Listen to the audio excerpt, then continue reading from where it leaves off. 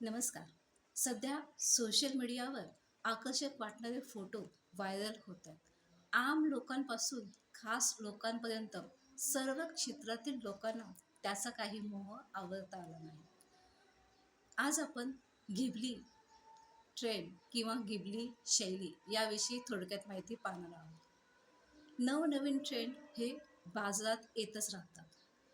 Ghibli शैली म्हणजे मोजक्या भाषेत सांगायचं तर आपल्या फोटोचं आपण कार्टून स्वरूपामध्ये पाहणं. जपानी ॲनिमेशन शैली घिबली किंवा जिबली शैलीतील AI चित्रांची लाट युजर्स हल्ली ट्रान्सफर करताना आपल्याला दिसत आहेत. ओरिजिनल फोटो व गिबलीमधील फोटो असे दोन्ही चित्रांचे कोलाज पोस्ट आपल्याला सध्या पाहायला मिळतात.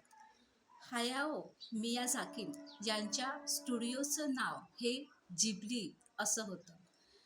ते जपानी ॲनिमेशनचा बादशाह म्हणून ओळखले जातात. त्यांनी अनेक चित्रपटही केलेले आहेत. गिबली या शब्दाचा अर्थ सहारा वाळवंटात वाहणारा गरम वारा असं होतं. दुसऱ्या महायुद्धाच्या दरम्यान विमान व इटलीवरील प्रेमासाठी त्यांनी स्टुडिओचं नाव घिबली असं ठेवलं आहे आणि या स्टुडिओची स्थापना ही 1985 मध्ये झालेली आहे. आता आपण थोडक्यात अजूनही गिबली आर्ट्स म्हणजे काय हे पाहूया. चॅट GPT हे कॉम्प्युटरचा एक भाग आहे आणि त्यांनी घिबली या नावाने नवीन सर्व्हिस देण्याची घोषणा केली आहे.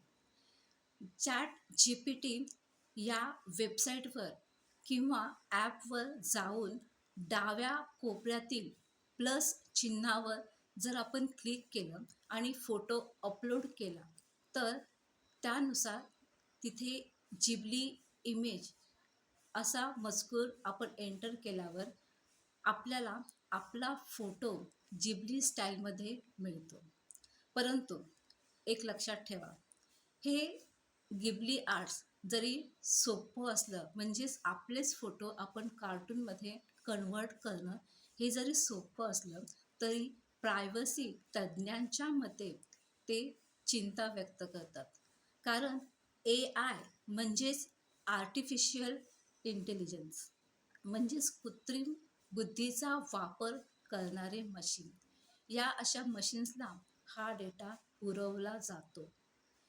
युजर्स नकळत आपल्या जो डेटा आहे तो वापरण्याची परवानगी देत असल्यामुळे त्याचा गैरवापर हा होऊ शकतो. हॅकिंगला तुम्ही आरामात बळी पडू शकता. त्यामुळे आपले फोटो हे शेअर करण्यापूर्वी सावधगिरी बाळगा. सध्या AIचा जमाना आपल्याला पाहायला मिळतो. AI याचा वापर अनेक क्षेत्रामध्ये होतो.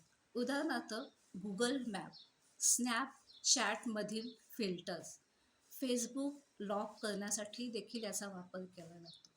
त्याचप्रमाणे अलेक्सा, ॲडव्हर्टाइजमेंट, एज्युकेशन यामध्ये AIचं प्रमाण हे मोठ्या प्रमाणावर वाढलं आहे.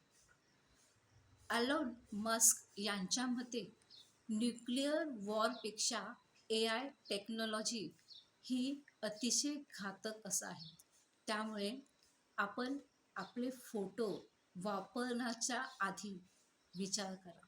कारण तुमची प्रायव्हेसी जी आहे ती सेफ राहू शकत नाही. कारण तुम्ही स्वतःच परवानगी दिलेली असते.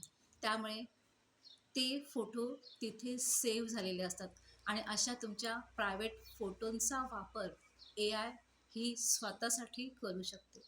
त्यामुळे काळजी घ्या, सतर्क राहा. धन्यवाद.